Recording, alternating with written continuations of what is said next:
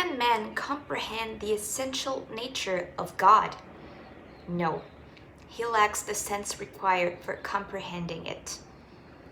Will man ever become able to comprehend the mystery of the divinity when his mind shall no longer be obscured by matter, and when, by his perfection, he shall have brought himself nearer to God, he will see and comprehend him? Kardec's comment: the inferiority of the human faculties renders it impossible for man to comprehend the essential nature of God. In the infancy of the race, man often confounds the Creator with the creature and attributes to the former the imperfections of the latter.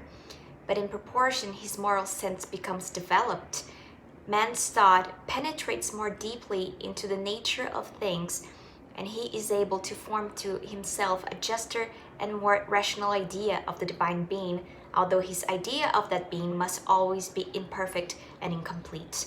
If we cannot comprehend the essential nature of God, can we have an idea of some of his perfections? Yes, some of them. Man comprehends them better in proportion as he raises himself above matter.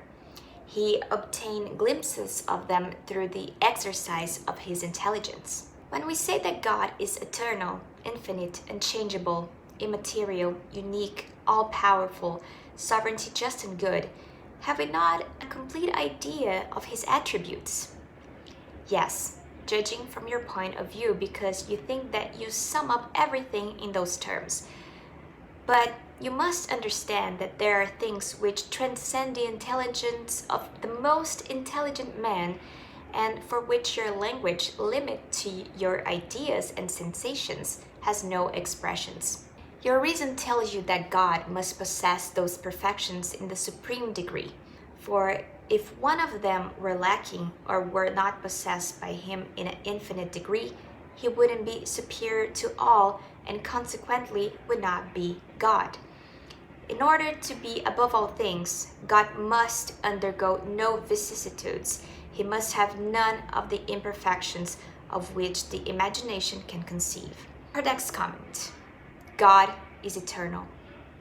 If he had had a beginning, he must either have sprung from nothing or have been created by some being anterior to himself. It is thus that, step by step, we arrive at the idea of infinity and eternity. God is unchangeable. If he were subject to change, the laws which rule the universe would have no stability. God is immaterial. That is to say that his nature differs from everything that we call matter, or otherwise he would not be unchangeable, for he would be subject to the transformations of matter. God is unique.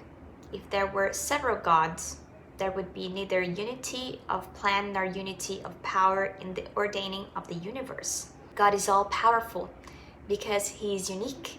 If he did not possess sovereign power, there would be something more powerful or no less powerful than himself. He would not have created all things, and those which he had not created would be the work of another God. God is sovereignty just and good. The providential wisdom of the divine laws is revealed as clearly in the smallest things as in the greatest, and this wisdom renders it impossible to doubt either his justice or his goodness. This is the reading of an extract from the Spirit's book, codified by Allan Kardec, Chapter 1, Attributes of the Divinity.